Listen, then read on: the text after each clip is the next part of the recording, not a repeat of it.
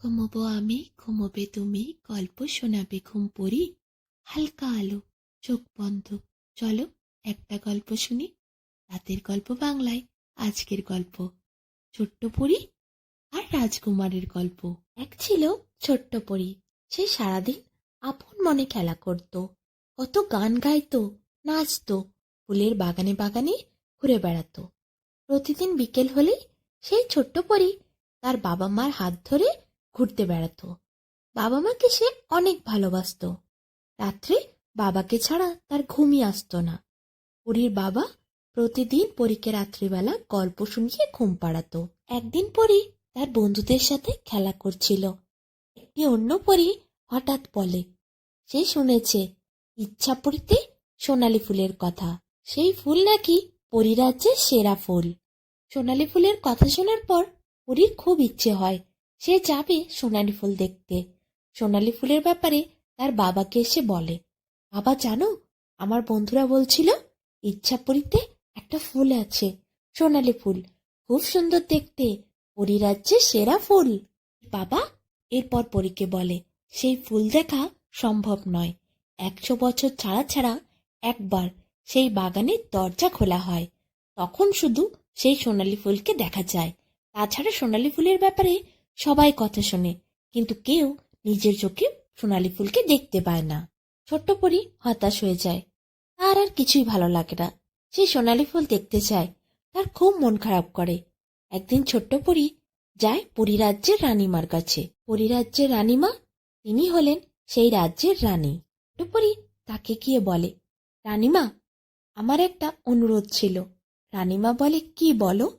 ছোট্ট পরী বলে, আমি একবার সোনালী ফুল দেখতে চাই। রানীমা বলে, সেই ফুল তো দেখা এখন সম্ভব নয়, 100 বছর পর ওই বাগানের দরজা খোলা হবে, তখন দেখো তুমি।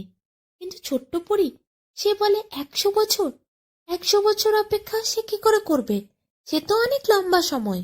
এরপর রানীমা বলে, 100 বছর অপেক্ষা তাকে করতে হবে সোনালী ফুল দেখতে গেলে। আর তার আগে যদি সে সোনালী ফুল দেখতে চায়, একটা উপায় আছে। ছোট্ট পরী বলে, কি উপায়? সে যে কোনো প্রকারে ওই সোনালী ফুল দেখতে চায়, তার জন্য তাকে যা করতে হবে সে তাই করবে। রানীমা বলে, যেতে হবে নীলকান্ত পাহাড়ে। সেই পাহাড়ের ভেতরে আছে চন্দ্রচূড়মণি। সেই চন্দ্রচূড়মণি এনে দরজায় রাখলে সেই দরজা খুলবে। আর যে চন্দ্রচূড়মণি এনে রাখবে তার জন্যই শুধু দরজা খুলবে, আর সে যে সোনালী ফুল দেখতে পারবে। কিন্তু নীলকান্ত পাহাড়ে পৌঁছানো অত সম্ভব নয়, সে এক অসম্ভব ব্যাপার। ছোট্ট পরী এরপর রানীমার কাছে বিদায় নিয়ে বাড়ি চলে যায়। বাড়ি গিয়ে ছোট্ট পরী সব কথা তার বাবা মাকে বলে, আর তারপর সে বলে সে যেতে চায় নীলকান্ত পাহাড়ে। কিন্তু ছোট্ট পরীর বাবা একদমই রাজি হয় না। এরপর ছোট্ট পরীর ভীষণ মন খারাপ হয়। সে আর না নাচ গান করে আর না খাবার খায়। সে খুবই হতাশ হয়ে দিনরাত বসে থাকে। ছোট্ট পরীর বাবা তাকে এই অবস্থায় দেখে খুবই দুঃখ পায়। সে ঠিক করে সে নিজেই যাবে মেয়ের জন্য নীলকান্ত পাহাড়ে। সেখান থেকে মণি আনতে পারলে ছোট্ট পরী দেখতে পাবে সোনালী ফুল। একদিন ভোরবেলা কাউকে কিছু না বলে ছোট্ট পরীর বাবা বেরিয়ে যায় নীলকান্ত পাহাড়ের উদ্দেশ্যে। এদিকে সকালবেলা ঘুম থেকে ওঠার পর ছোট্ট পরী তার বাবাকে খোঁজে, কিন্তু কোথাও দেখতে পায় না। এরপর অনেক দিন পার হয়ে যায়, কিন্তু ছোট্ট পরীর বাবা আর ফিরে আসে না। এদিকে ছোট্ট পরী সেও খুব দুশ্চিন্তায় থাকে, তার বাবা কোথায় গেছে সে কিছুই বুঝতে পারে না। শেষে সে যায় রানীমার কাছে। রানীমাকে গিয়ে বলে তার বাবাকে খুঁজে পাওয়া যাচ্ছে না।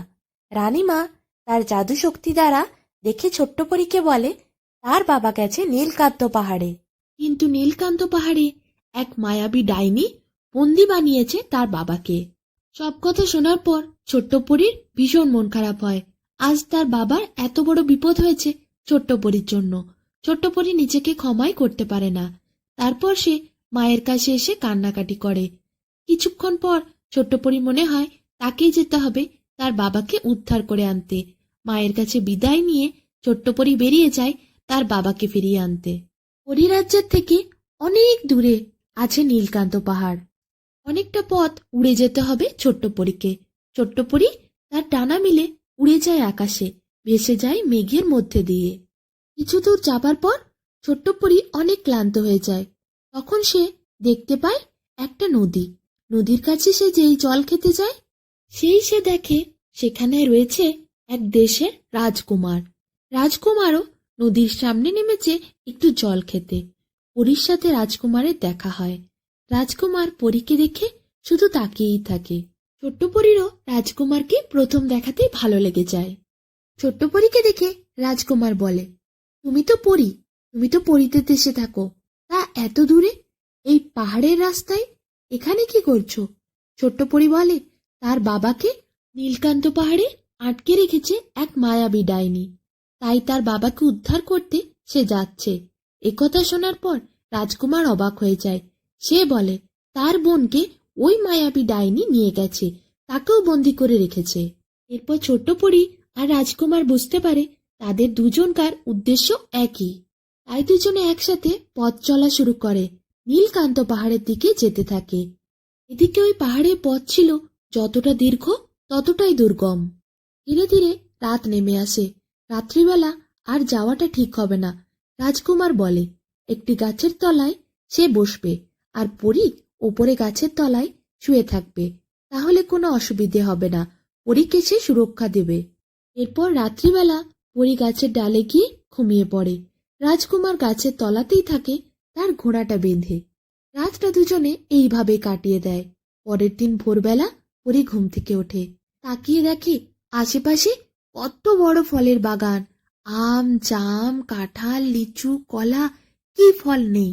সব রকম ফল যেন সেই বাগানে সাজানো আছে। এত ফল দেখে পরী খুবই খুশি হয়। রাজকুমারকে ওঠায়। তারপর রাজকুমার পরীর জন্য ফল এনে দেয়। পরী আর রাজকুমার দুজনে একসাথে কিছু ফল খায়। তারপর তারা নীলকান্ত পাহাড়ের দিকে এগোতে থাকে। হঠাৎ রাজকুমার আর পরী দেখতে পায় মাটিতে অসংখ্য সাপ কিলবিল করছে। রাজকুমার ভাবে, এই পথ সে কিভাবে পার হবে? এত অসংখ্য সাপ মাটিতে যেভাবে কিলবিল করছে, তাদের ওপর দিয়ে হেঁটে গেলেই তো তারা কামড় দেবে।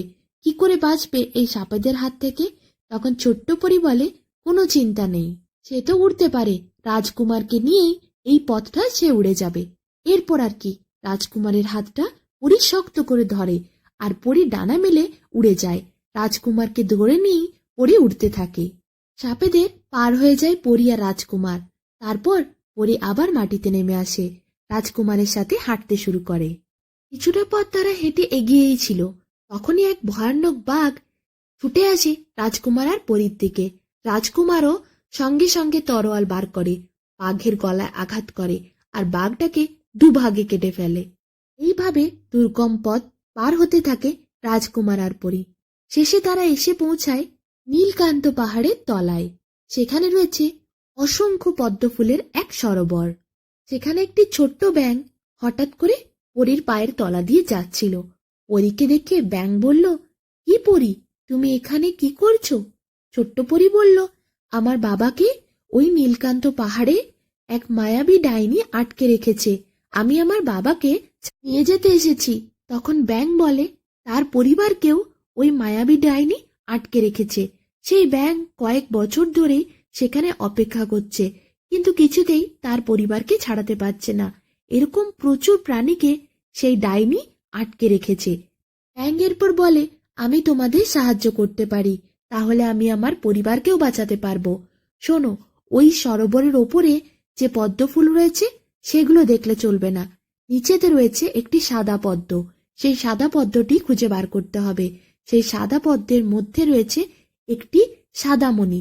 প্রথমে সেই সাদা মণিটি নিয়ে এলেই পাহাড়ের দরজা খুলে যাবে। একথা শোনার পর রাজকুমার বলে সে যাবে সরোবরের তলায়। রাজকুমার সরোবরের জলে ঝাঁপ দেয় এবং সরোবরের তলায় সেই সাদা পদ্মটিকে অনেক কষ্টে খুঁজে নিয়ে আসে। সাদা পদ্মটাকে দুভাগে ভাগ করতেই রাজকুমার দেখতে পায় রয়েছে একটা সাদা মণি। যেই সাদা মণিটা রাজকুমার হাতে নেয়, অমনি নীলকান্ত পাহাড়ে দরজা খুলে যায়। সেই দরজা দিয়ে ব্যাঙ, পরী আর রাজকুমার তিনজনে প্রবেশ করে। তিনজনে প্রবেশ করতেই অবাক হয়ে যায়, এক বিশাল বড় কারাগার। সেখানে বন্দী রয়েছে কত জীবজন্তু, কত মানুষ, কত রাজা রানীকেও বন্দী করে রেখেছে ওই মায়াবী ডাইনি। তারা লুকিয়ে লুকিয়ে সবকিছু দেখতে থাকে। হঠাৎ দেখে সেই ডাইনি মহা আনন্দে খাবার খাচ্ছিল। সকাল পেরিয়ে এখন দুপুর। ডাইনি খাবার দাবার খাওয়ার পরই ঘুমোতে যাবে। ব্যাঙপরি আর রাজকুমার একটা গাছের পেছনে লুকিয়ে সব দেখছিল। কিছুক্ষণ পর খাওয়া দাওয়া সেরে ডাইনি গেল ঘুমোতে। যেই ডাইনি ঘুমোতে গেল অমনি ছোট্ট পরি উড়ে উড়ে চারিদিকে খুঁজে দেখল তার বাবা কোন ঘরটায় আছে। কিছুক্ষণের মধ্যেই ছোট্ট পরি পেয়ে গেল সেই কারাঘরটা, যেটার মধ্যে তার বাবাকে বন্দি করে রাখা হয়েছে। কারাগারের জানালা দিয়ে ছোট্ট পরীকে দেখতে পেল তার বাবা। তার বাবার দু চোখে জল নেমে এসেছে। বলল, ছোট্ট পরি, তুই এসেছিস মা? ছোট্ট পরি বলল, বাবা, আমায় ক্ষমা করে দাও। আমার জেদের জন্য আজ এত বড় বিপদ হলো, কিন্তু আমি তোমায় এখান থেকে নিয়ে যাব। তখন ছোট্ট পরীর বাবা বলে, ছোট্ট পরি, ওই মায়াবী ডাইনিকে যুদ্ধ করে হারানো যাবে না।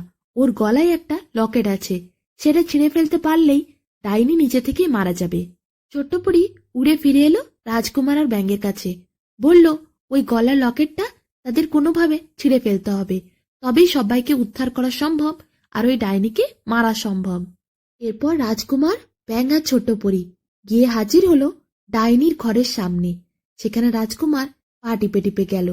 ডাইনি তখন প্রচন্ড ঘুমে মগ্ন ছিল।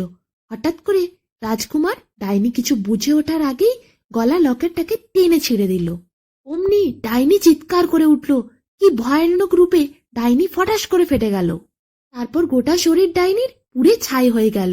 মুহূর্তের মধ্যে ডাইনির সব মায়াজাল শেষ হয়ে গেল। সেখানে না রইল কোনো কারাগার আর না রইল কোনো বন্দি। ছোট্ট পরি দেখল তার বাবা মুক্ত। এদিকে দাদাকে দেখে রাজকুমারের ছোট বোন ছুট্টে এলো দাদার কাছে। ব্যাঙের পরিবারকেও ব্যাঙ পেয়ে গেল। এরকমই হাজারো মানুষ, জীবজন্তু সবাই পেল মুক্তি। এরপর ছোট্ট পরি তার বাবাকে নিয়ে আর রাজকুমার তার বোনকে নিয়ে বাড়ির উদ্দেশ্যে ফেরার জন্য যেই পা বাড়ালো, সেই তারা দেখতে পেল সরোবরের মাঝে এক বিশাল চন্দ্রচূড় মণি জলজল করছে। মণিটা দেখে ছোট্ট পরির বাবা ছোট্ট পরীকে বলল, এই সেই চন্দ্রচূড় মণি, যেটার জন্য তুই দেখতে পাবি সোনালি ফুল। এরপর ছোট্ট পরি ছুট্টে গিয়ে চন্দ্রচূড় মণিটাকে হাতে নিয়ে নিল।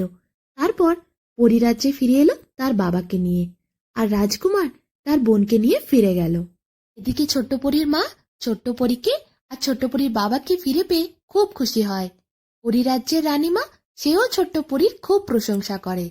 এরপর রানীমা যায় ইচ্ছাপুরীতে ছোট্ট পরীকে নিয়ে। ছোট্ট পরী সেই চন্দ্রচূড় মণি যেই ইচ্ছাপুরীর দরজার সামনে রাখে, অমনি দরজা খুলে যায়। ছোট্ট পরী ভেতরে প্রবেশ করে আর দেখে রয়েছে সোনালি ফুল। সোনালি ফুল দেখার পর ছোট্ট পরীর মন প্রাণ জুড়িয়ে যায়। ছোট্ট পরী খুব খুশি হয়। এইভাবেই ছোট্ট পরী তার বাবা মাকে নিয়ে সুখে শান্তিতে দিন কাটাতে থাকে। অন্যদিকে রাজকুমারের সাথে দিন দিন ছোট্ট পরীর বন্ধুত্বটা আরো গাঢ় হতে থাকে। কখনো ছোট্ট পরী যায় রাজকুমারদের দেশে, আর কখনো রাজকুমার আসে পরিরাজ্যে। কয়েক বছর পর যখন ছোট্ট পরী আর রাজকুমার অনেকটা বড় হয়, তখন তারা একজন আরেকজনের জীবন সঙ্গী হয়ে ওঠে, আর ছোট্ট পরীর জীবন আনন্দে সুখে ভরে যায়।